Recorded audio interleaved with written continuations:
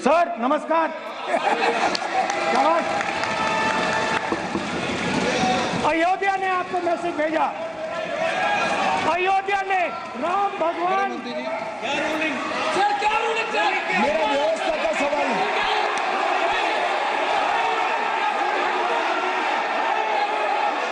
इस सदन के नियमों की पुस्तिका, इससे कुछ सदस्यों को क्या मुक्ति दे दी गई है?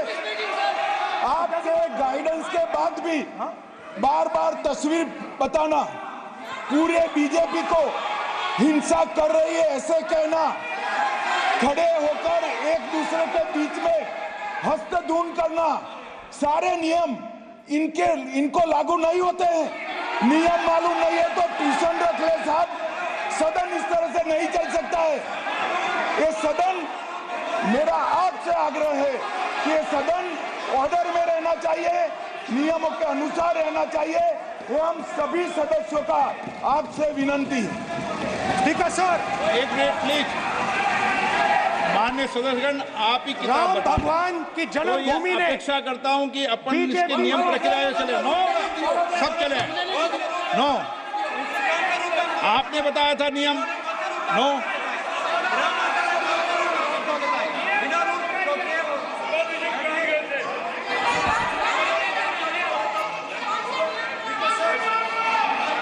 माइक दीजिए सर। हाँ सर, मेरा सवाल है सर, इस माइक का कंट्रोलर किसके हाथ में? प्लीज बैठिए, बैठिए सर ये ऑफ होता है, प्लीज बीच माने में ऑफ हो बैठिए जाता है। प्लीज। ये बार कई बार विषय उठ गई और बहुत गंभीर, और माननीय सदस्य, आप प्रतिपक्ष के नेता हैं, आप सदन के बाहर भी ये बात कहते हैं कि माइक बंद कर देते हैं।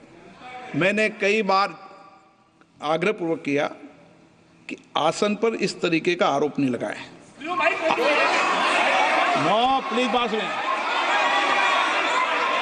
आसन पर सभी दल के, प्लीज, आसन पर सभी दल के लोग बैठते हैं और सभी दल के लोग सभापति तालिका पे हैं, और सब जानते हैं कि एक व्यवस्था होती है, जिस भी माननीय सदस्यों को आग्रह किया जाता है बोलने का वो बोला जाता है, और जिसको आग्रह नहीं किया जाता उसका माइक चालू नहीं होता।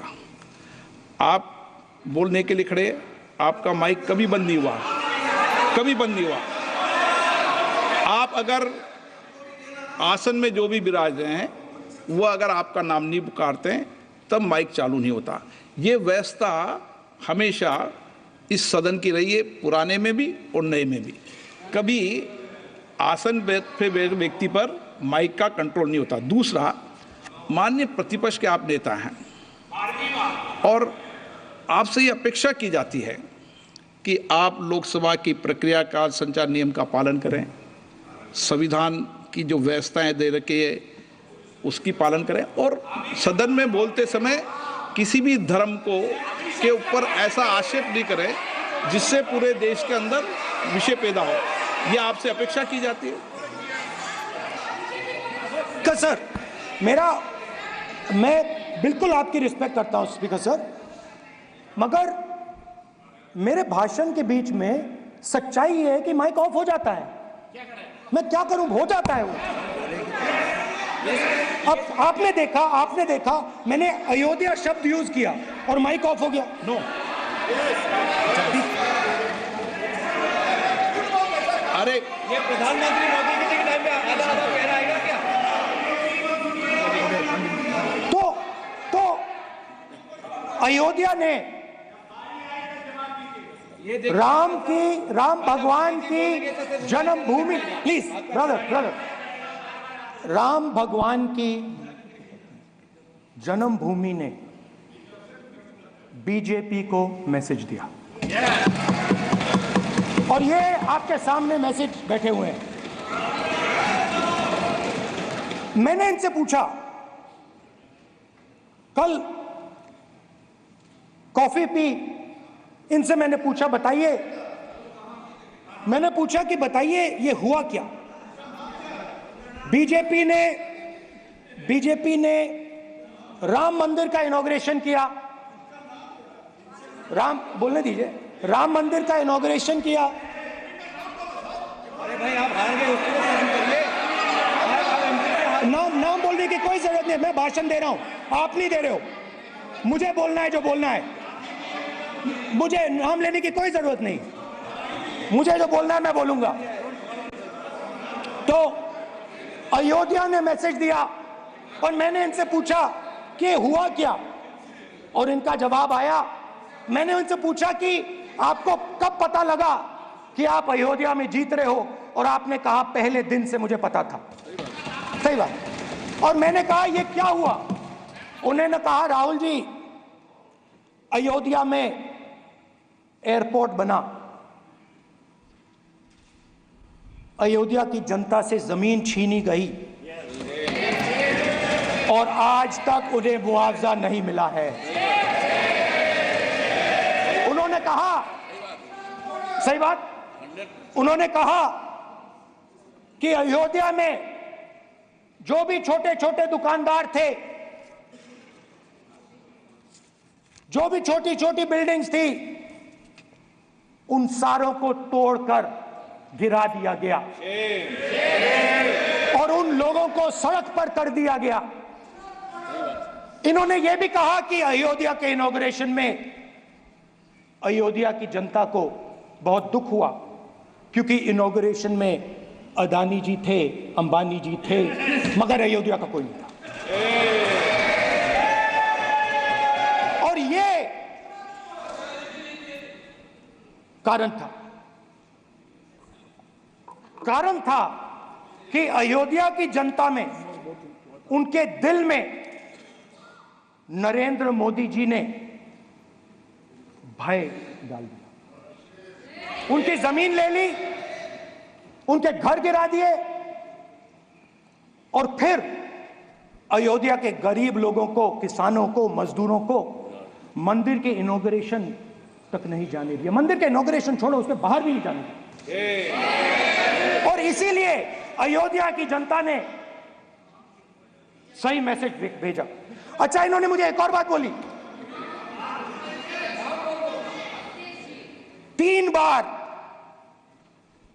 इन्होंने कहा कि 3 बार नरेंद्र मोदी ने टेस्ट किया, 2 बार क्या मैं अयोध्या से लड़ जाऊं, और सर्वेयर्स ने कहा अयोध्या में मत लड़ जाना, अयोध्या में मत लड़ जाना, अयोध्या की जनता हरा देगी। और इसीलिए प्रधानमंत्री वाराणसी गए और वहां बच के निकले।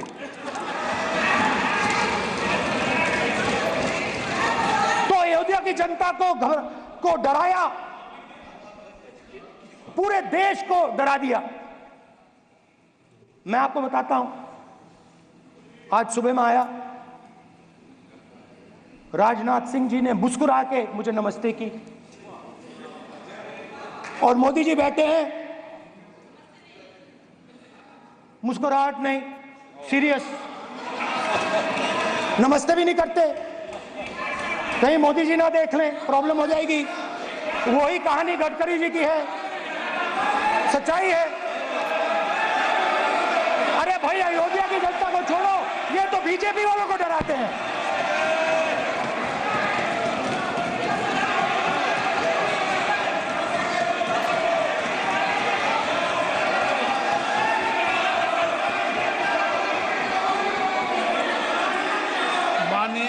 सर क्या है? माननीय प्रतिपक्ष के नेता, एक मिनट, माननीय प्रतिपक्ष के नेता, आप सदन के वरिष्ठ नेता हैं। मेरा आपसे आग्रह है कि राष्ट्रपति अभिभाषण पर डिबेट हो रही है, इसकी गरिमा, राष्ट्रपति अभिभाषण की गरिमा रखे ना। ये तो अपेक्षा आपसे सब करते हैं कि आप राष्ट्रपति अभिभाषण पे बोले, नीतियां पे बोले, कार्यक्रमों में बोले। अब व्यक्तिगत रूप से नहीं, अगर आप ये उचित मानते हैं क्या? स्पीकर सर, ये उचित है? अगर आपकी पार्टी इसको उचित मानती है तो मुझे कुछ नहीं कहना। स्पीकर सर, माननीय अध्यक्ष जी, लोकतंत्र ने और संविधान ने मुझे सिखाया है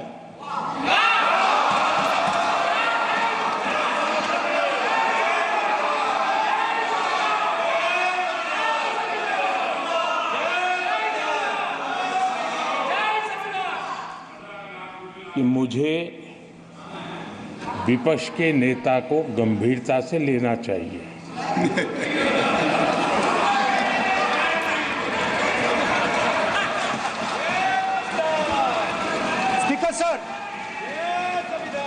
स्पीकर सर, आपने कहा कि डिबेट प्रेसिडेंट्स एड्रेस पे होनी चाहिए। ये जो मैंने किया है, अनुराग ठाकुर जी ने अयोध्या की बात की थी, अनुराग ठाकुर जी ने सनातन धर्म पर आक्रमण की बात की थी, इसीलिए मैंने ये किया है। मैं दिखाना चाहता हूं कि अयोध्या में क्या हुआ, अयोध्या की सच्चाई क्या थी। प्रेसिडेंट्स डिबेट में उन्होंने बात उठाई थी, मैंने बात बंद की। प्रधानमंत्री जी को अच्छी लगी अयोध्या के बाद अच्छी लगी, डर फैलाया और ऑपोजिशन का रिस्पांस, एक साथ मिलकर भारत जोड़ो यात्रा, सारे के सारे ऑपोजिशन, पूरा देश एक साथ मिलकर कन्याकुमारी से कश्मीर तक चला। और जो आपने डर फैलाया, उसके बारे में यात्रा में बहुत कुछ सुनने को मिला। अभी तक याद है, सुबह 7 बजे 7-8 बजे की बात थी, यात्रा में चल रहे थे, एक महिला आती है, हमारे साथ चलती है, मेरा हाथ पकड़ती है और घबराई हुई सी थी। तो मैंने पूछा क्या हुआ, वो मुझे कहती है मुझे मार रहा है, मुझे मार रहा है।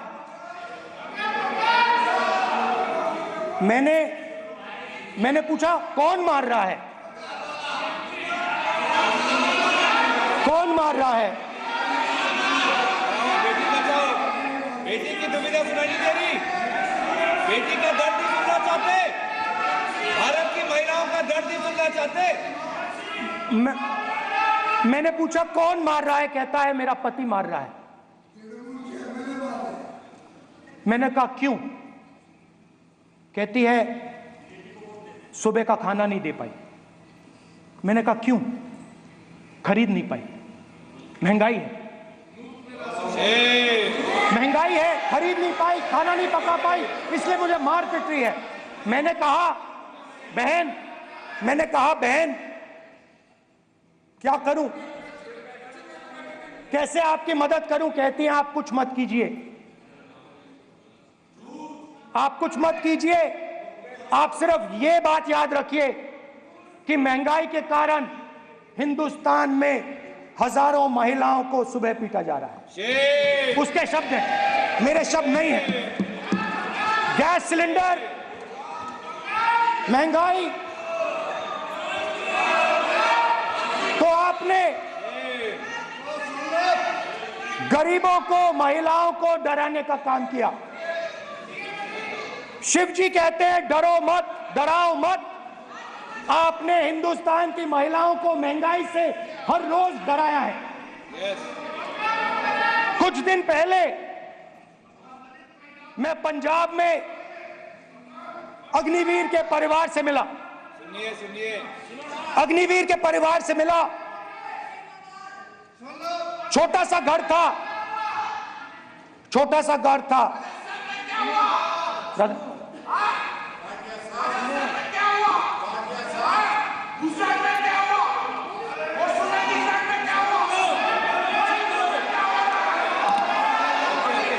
ठीक है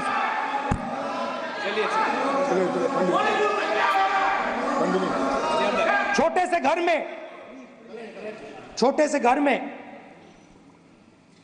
अग्निवीर शहीद हुआ, लैंडमाइन ब्लास्ट में शहीद हुआ। मैं उसे शहीद कह रहा हूं, मगर हिंदुस्तान की सरकार उसे शहीद नहीं कहती है। नरेंद्र मोदी उसे शहीद नहीं कहते हैं, नरेंद्र मोदी उसे अग्निवीर कहते हैं। उस घर को पेंशन नहीं मिलेगी, उस घर को कॉम्पनसेशन नहीं मिलेगी, शहीद का दर्जा नहीं मिलेगा। और बेचारे बैठे हुए थे, 3 बहनें थी, एक साथ बैठी हुई थी, रो रही थी। आम जवान को पेंशन मिलेगी, जरूर दुख होगा, मगर हिंदुस्तान की सरकार आम जवान की मदद करेगी। मगर अग्निवीर को जवान नहीं कहा जा सकता। अग्निवीर यूज एंड थ्रो मजदूर है। और आप उससे कहते हो, उसको आप 6 महीने की ट्रेनिंग देते हो, 6 महीने की ट्रेनिंग देते हो। दूसरी तरफ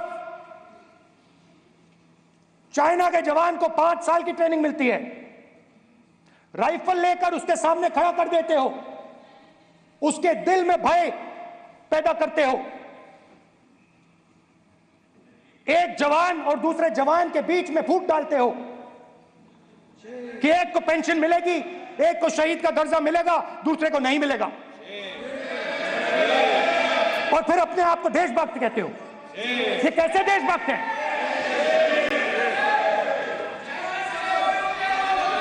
फिल्म स्टार जैसी फोटो थी उस लड़के की, फिल्म स्टार,